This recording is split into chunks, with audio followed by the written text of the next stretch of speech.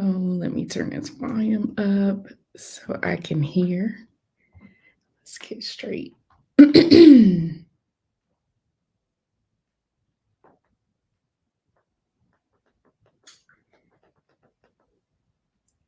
Okay. All right. I think we're ready to rock and roll this morning. Good morning, everybody, and thank you so much for tuning in. I am Dr. Deidre Leonga, and today, or I am Dr. Deidre Leonga, and this is the Instructional Leadership Accelerator. Look, today we're going to talk about building a cohesive team. We're still talking about team management. I do want to go over, though, some things that we covered last week so that you can keep up with what we're doing. Okay. All right. Let's look at last week. So, last week we talked about, or I asked the question before we even started, like, what is your greatest barrier to effective team management? And we got some answers for that were pretty good answers. Um, Everybody knowing their role, things of that sort. It would do you good to ask yourself that question every time you encounter some type of challenge with your team. Like, what is your greatest barrier? You need to always know that. And the number one thing that we covered throughout our session last week was the statement: before you can lead a team of 1,000, you have to be able to lead a team of one. So if you've not looked at um, the handout from last week that talked about or asked various questions that would lead you to be able to better manage the team of one, I definitely challenge you to take your time, go look at each question, and evaluate yourself.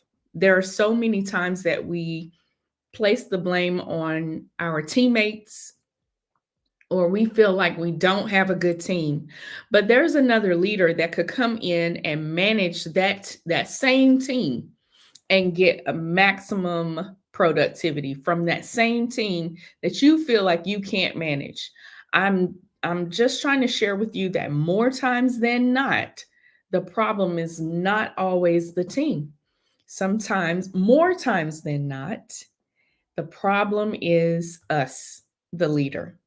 Always start with whoever is in charge. Always start there. Always start with whoever is leading the team, and then work your way back to find uh, fault, or not even necessarily fault, areas in which you can improve. Okay. Let's talk about what we need to do today. Okay. Today, we're going to talk about building, let me stop sharing here, building a cohesive team.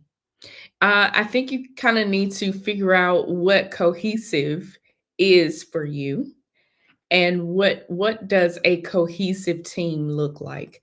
So while I'm working on that, I want you to really challenge yourself or ask yourself that question for your building, your school building, or if you're watching from corporate, because this actually applies to both settings, but for your team, what does a cohesive team look like? Just take some time while I'm pulling up the handout and answer that question. You can put it in the chat, um, so that I can see what you're thinking, and I will, I will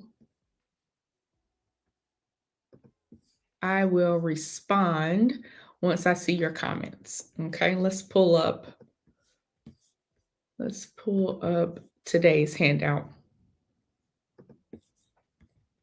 And you can find this same handout and all the other handouts that we have used. You can find those in our Google Drive, and our Google Drive link is usually in our chat. Okay. All right. Let's go.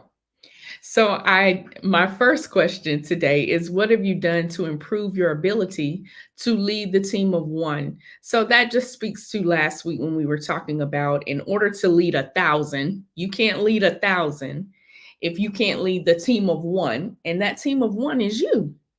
You have to be able to lead yourself. I cannot tell you how many times I have gone on campuses to provide professional development support or conduct a training in some way. And when I get on the campus, I hear all of these complaints from the leaders. And when we finish analyzing things, I'm telling you, most of the time it is probably in the way that the leader has approached the situation, in your verbal communication, nonverbal communication. It's so many things that could be wrong, starting with the leader. Okay, so just take some time and think about what have you done to improve the team of one. I'm going to go to the next slide. When you're building a cohesive team, I told you to take some time and think about what is a cohesive team. And I know some of the headings that you see on here, you probably are saying, I already know how to do these things, but walk with me here, because I'm going to give you some comments that you probably haven't thought about or that you need to pay attention to, right? So, building a cohesive team, I have served on several teams as a dean of instruction, as an assistant principal, as a principal. I've served on many, many different teams. And I have served on some of those teams were good, some of those teams were not as great. Okay. The teams that were great, I want to focus on those. The teams that were great, everyone on the team knew what they were supposed to do. Everyone on the team was good at the thing that they have been assigned. Even the principal that served over the team or facilitated the team, they even had they were strong in their area. um could there have been improvements? Absolutely. But I just remember the way I felt on those teams. I didn't feel like someone was letting me down, or that there was a person on our team that didn't know how to do their part. I didn't feel like I was responsible for finishing another person's part. I didn't feel um, left out. I didn't feel, and we weren't always the best of friends, but we were the best of colleagues. And I think that stands to. I think there needs to be a differentiation there. I think that sometimes we call teams, or we say that a team is not cohesive because they are not the best of friends. But you do not have to be the best of friends on a team in order for a team to work. You do need to be the best of colleagues, and that is different. A friend is more of a personal contribution to your personal life. A colleague is a professional that is skilled in their area, that complements you while you are on the job. And you need to be the best of colleagues when you are working. That's so very important. So those of you, because I did this because I was asked to talk about team management. So those of you who wanted me to talk about team management, you need to reflect. Are you saying that your team is not a cohesive team because you're looking for the best of friends? Or are you saying that your team is not a cohesive team because you don't have the best of colleagues? So, which one is it? Take some time and think about it. All right. So, team management, this is part 2. I know this says part 1, but it is part 2, because last week we talked about leading the team of one. This week we're talking about building a cohesive team. Okay? So the first thing you have to do is establish clear vision and goals. Now, I know you already know how to establish clear vision and goals, but you need to think about, if you are leading the team, you need to think about how people that are leading you, they need to know exactly where you want them to go. It's almost like if you were a parent and you're telling the child, let's say you had a child, and you tell the child, you are acting like an adult. I need you to act like a child. I need you to stay in a child's place. But you're constantly putting that child in predicaments where that child has to be more mature than they should be at their age. This is the same thing that you're doing when you are a leader and you allow your team to identify or decide where our vision, what our vision is and what our goals are. I'm not saying that it's not a shared activity. What I'm saying is, as the leader, you should know exactly where we're going and you should know exactly what our goals are. More than just being able to quote it, more than just being able to describe it. In your mind, you should have already gone there. You should have already seen what the end looks like and be able to effectively communicate that to the people that are following you. When they are confused, they cannot follow you. They don't know what to do. And because they are naturally, most of the time, your leadership team, they are natural leaders. When they get in a tight and they get in a situation where they feel like the person at the helm doesn't know what they're doing, automatically they try to salvage the team. They try to salvage the vision or the goal, and they're really only trying to help. And sometimes that effort is misinterpreted as you're trying to take over, or you're trying to do, you're trying to be seen. It's none of that. It is that you have not effectively communicated the vision and the goals, and you are not leading it. You are not leading it. So then they feel like they need to lead it because you're not leading it. Okay. So establishing clear vision and goals, that is so, so, so very important. And not only that, being able to lead us to that vision, lead us through those goals. Once that's identified, you have to be able to monitor, supervise, and facilitate the journey.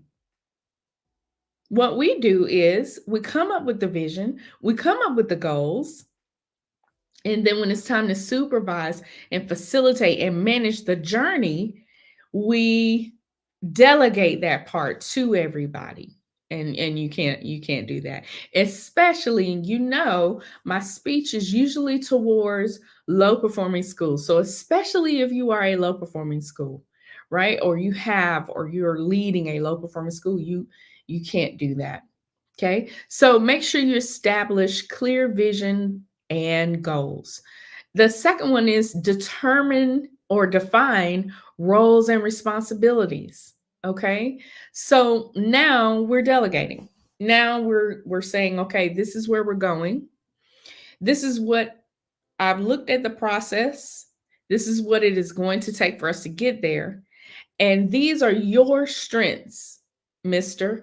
These are your strengths, Miss, Mrs. And I need you to use your strengths in this area, this part of our journey, so that I can make sure we get there. Okay. Define roles and responsibilities. You have to make sure everyone knows exactly what their roles and responsibilities are.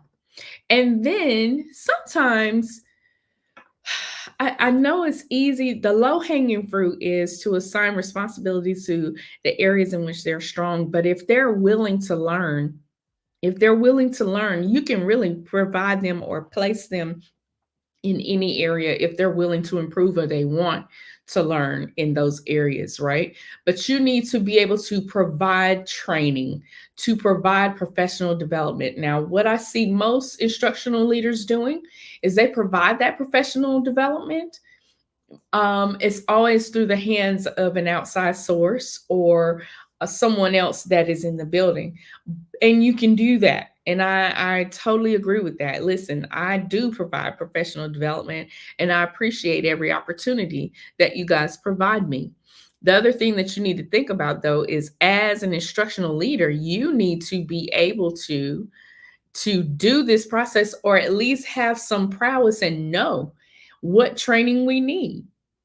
Most of the time we wait for the people that we've assigned roles to come to us to tell us when they have a problem or when they need training, when they need development. But you should be such an instructional leader that you can see that this person needs development in this area or that area and be able to lead them to a place of yearning. Notice I didn't say learning, but lead them to a place of yearning so that they would want to learn this particular skill so they can get better and be able to manage the responsibilities that you gave them. Next, you want to make sure that you're implementing effective conflict resolution strategies. Now, this is important because if you implement conflict resolution strategies, or let's say you don't, every team gets to a point where they are storming, right? Where they're butting heads here. Every team gets to a point where they're butting heads. And so, as the instructional leader, you need to be prepared to lead your people through that place of butting heads, right? You need to be prepared for that. And how do you do that? Because once they butt heads and say what they need to say to each other or do what they feel like they need to do with each other, they need to, they need to be able to come back. Excuse me. They need to be able to come back from those actions. I know, guys. I don't know. I'm just so tired today. But in any case, your team needs to be able to come back from conflict. You're not creating a situation where you're preventing them from ever having conflict. That would be great. But as a team, just know that you probably will have conflict. And when we have conflict, we need to be able to come back from that conflict. So as the instructional leader, how have I set up our environment so that everyone knows that you can say what you need to say, you can express yourself, and it's okay. You won't be cut off from the team, or you won't be banished from the team. You won't let go. You won't be let. No one will let you go. You won't be rejected. All of those things, but what you have to say will be taken into consideration, and it will be addressed. How can you create that environment? Now, I'm going to let you think about that for a minute because that's important. How do you create that environment so that everyone feels like they are heard and that they are part of the team, and so that they can come back from conflict? I'm going to close my camera, and I'm just going to let you think about that just for a moment, and you can put your answers in the chat or however you need to.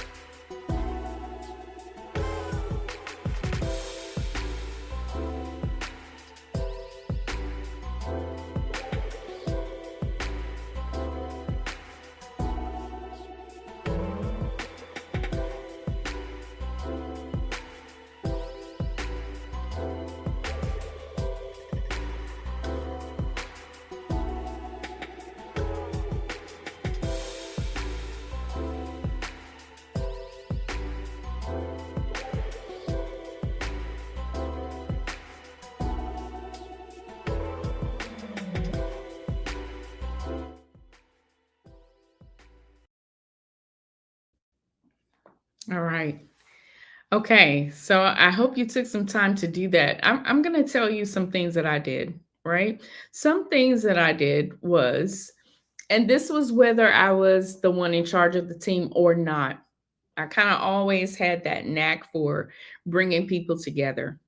So one of the things that I did was this is going to seem so simple. Please don't dismiss me. And you think that it's not very important, but it is. I always had snacks in my office, okay? You can believe that wherever the snacks are, that's where the hangout is going to be. There were several times where the hangout was in my office. And so I knew when something was happening because I was able to have a constant check-in. So it's not so much about the snacks as it is about being able to create a place where there's a constant check-in. And I had that place naturally because of the items that were in my office. But I also had that opportunity because I would do things like, let's go out to dinner, let's, sit down and talk, let's do potluck, there were so many situations that I tried to create a family everywhere I went. That was my thing. I come from a large family, and we always come together with food. Now that I'm in my career, I do the same thing. Even in my marriage and my friendships, I do the same thing. It is creating a place where we can recreate that family feel. Now, we may not be family, we may not be, like I said earlier, the best of friends, but being able to have a homey feeling where you work, it means a lot, that to that culture, right?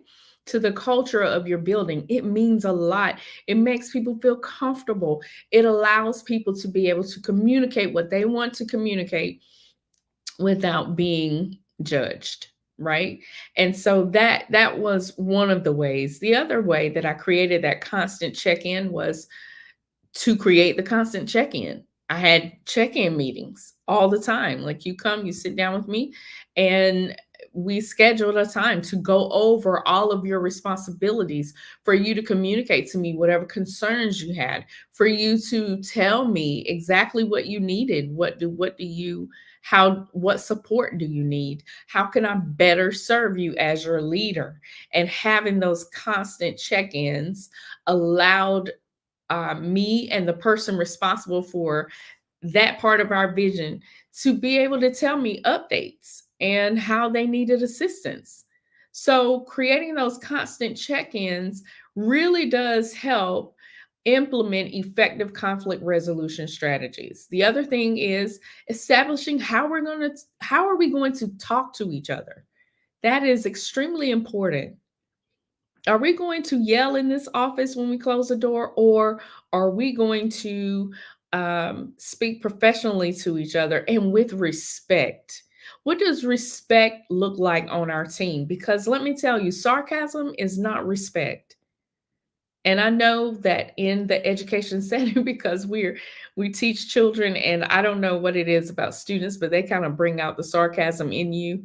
And so sarcasm runs rampant in a school, but sarcasm is not respect. So even if you're laughing about it, or even if you feel like it's funny, it's not respect. And after a while, that sarcasm is going to lead you to a conflict. So another strategy could be to remove sarcasm from your communication. Remove it from your communication. Okay. And as the instructional leader, I have listed up here proactive conflict management. Being proactive. As the leader, you should have the aerial view of the journey and the process. I think we focus so much on the destination, but what you're managing is the process here. So you should have an aerial view, which will allow you. And what do I mean by aerial view? It means being able to see the whole process without without each part of the process being compartmentalized in your brain. It's like you need to be able to understand exactly what's needed to get us from point A to point Z. You have already gone through the steps, you've already gone through the process. And so you can identify when a certain behavior is going to hinder us from getting to where we need to go, because you've already gone through in your mind the entire process, what it looks like, everything that you've asked everyone to do, how it works. There were times I would sit down at my desk and think about, like, actively visualize, okay, we have intervention. I'm in September, and I know intervention is coming up in February. See, you should already be thinking about what that looks like. Last year, we had issues with students showing up, and I had to call a lot of parents. How can I be proactive about that? Or last year, my operations person and my culture person and my curriculum and instruction person all clashed in February. What were those clashes, and how can I fix that? That is you as an instructional leader being proactive. You need to be proactive. And sometimes you can get ahead of things. Okay. All right. I don't want to beat this too much. I don't want to do too much. All right. Utilize performance evaluations. Now, you always have a pre evaluation where they sit down and they go over the evaluation with you and how they would rate themselves. Then you do one at the end. But I think that your performance evaluation should be alive throughout the entire year. And I know you probably don't have time to really think about it, but even if you sit down, look at the evaluation and identify some key areas that the team will focus on, or that each individual person will focus on, you need something to circle back around to throughout the year to keep everybody grounded. And I think performance evaluations do that. It does that. You need to celebrate successes and learn from failures, not fire from failures. Now, there are some things that you won't be able to you won't be able to come back from if you do. But for common everyday things that occur throughout a team, let's celebrate the successes that you have, no matter how small, right?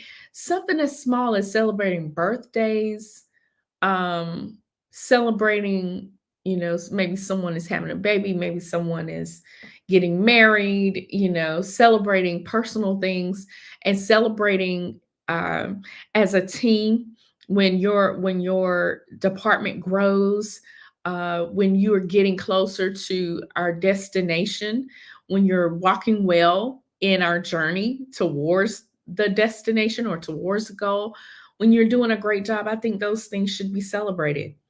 But I also feel like when there is a failure, as an instructional leader, you need to go ahead and figure out how you're going to handle that, because that's going to be the difference between your team talking to you, feeling comfortable sharing their areas of growth, and the team feeling like, I can't say what I don't do well in, because if I do, then I'm going to be judged. All those things should be taken into consideration. Allow people, I think education is the only career where you actually where you're judged for doing the job that we're supposed to do. We're supposed to be lead learners. But when there's an area of failure and we have to learn, we get judged, and it's not a good thing. It's not a good thing. So you want to learn, or allow your team to learn from their failures, right? You want to foster a culture of reflection. So during your meetings, let's talk about it. Maybe I remember being on a team one time, and I was in charge of math, and my scores were not where they needed to be. And I was hurt. I was because I really take student achievement personally. So if I'm ever involved, it's like, no, I'm personal about it. That particular time, I didn't get the results that I was looking for. Instead of my team saying, uh, speaking negatively about it, we came together. It was a time for all of us to be um, the best of colleagues. Let's come together, and between all five of us, we should be able to figure out like what we can do. Deidre, tell us, what were you thinking about doing? What walk us through that process? And they became my eyes and my ears to be able to see ways of improvement that I wasn't seeing by myself. I wasn't able to, because sometimes it takes more than one brain to identify it.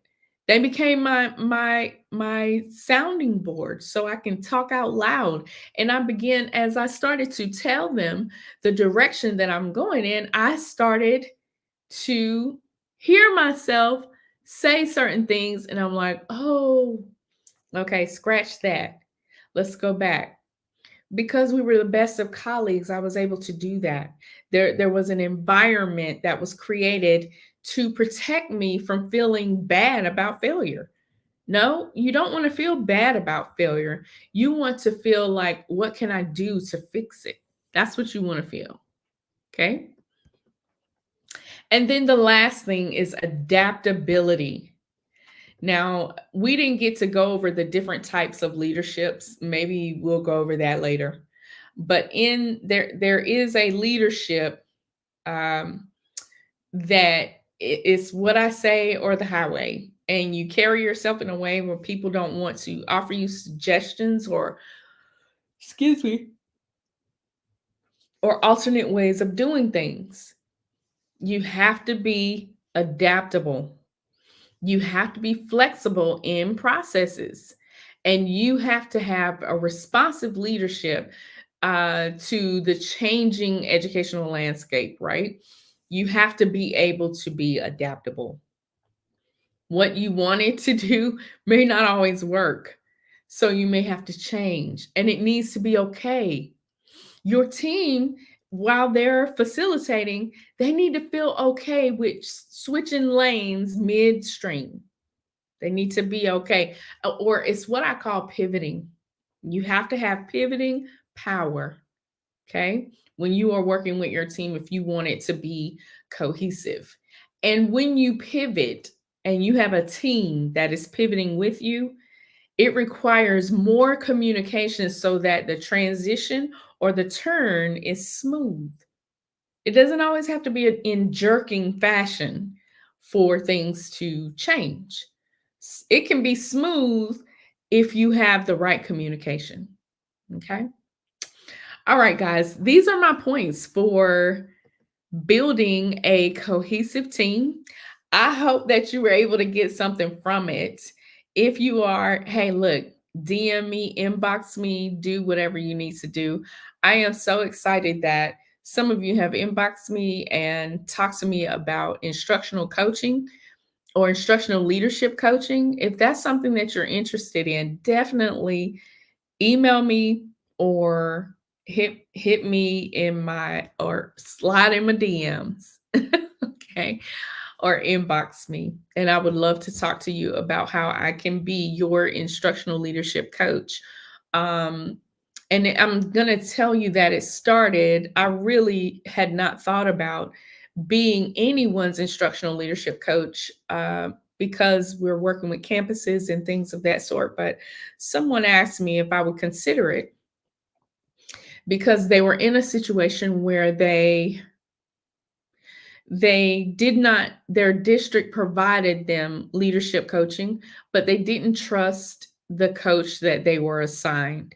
And they wanted to have that edge. They wanted to be able to improve and make things better for or to get better themselves. They wanted to have the power to pivot, the power to learn in a in an environment where they didn't feel like they were being judged, right? An environment where they had time to learn. right? And if that's you, definitely send me a message in my inbox because I want to be your instructional leadership coach. I have 20 years, over 20 years now of experience, and I can really help you to get where you need to go. Now, you can do it by yourself. You can. But if you don't have to, I'm going to tell you, do not. If I had a coach when I was in your shoes, if I had a coach, a good one though, I had great mentors. I did. But all of my mentors were great in their area. I didn't have a mentor that was a good instructional leader, though. And that person needed to be good in the areas of operation, culture, and curriculum and instruction. And I didn't have that. If I did, though, there's no tell. I probably wouldn't be on with you today. I'd be traveling, gone somewhere. I would not have bumped my head as much as I did, right? But lucky for you, you do have someone who could be your instructional leadership coach, and that person is me. So if you want to speak to me or provide me a message in our on LinkedIn, or if you want to send me an email, you can definitely send me an email. Either way, I will get back to you and we'll talk about how what your journey is because you may not need me. It may just be a conversation where we talk about the resources that you currently have in your district. And maybe you have everything that you need and you just don't know it. But if you don't and you'd like to get better, because if you're going to turn a school around, you need to be an instructional leader. You cannot turn a school around and you are not a proficient or excellent instructional leader. It is going to be so hard. You will always get to a point or a climax, and you won't ever be able to get beyond that point. And you'll be like some of the other leaders that go from place to place to place to place to place. And they have all of these accolades that follow them. But if they had stayed in their original place, they probably wouldn't have all those accolades because you get to a certain point and you peak, you'll plateau, right? You don't want to plateau. You want to go beyond plateauing. You want to actually be a great instructional leader. And I can help you do that. Okay. So definitely leave a message you can message me on LinkedIn or you can email me. Either way, I'll get the message and we can talk about how I can be your instructional leadership coach, not an instructional coach, an instructional leadership coach. I am the person that helps you to be able to support high needs campuses and turn them around and turn them around. Now, next week, we're still on team management. Okay. We'll still be talking about team management.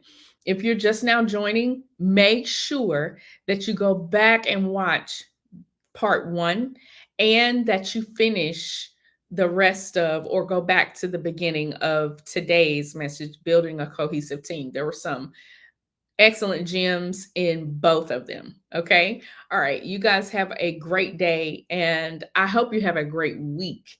And I'll see you next Tuesday at 10 a.m. Have an amazing day. Bye.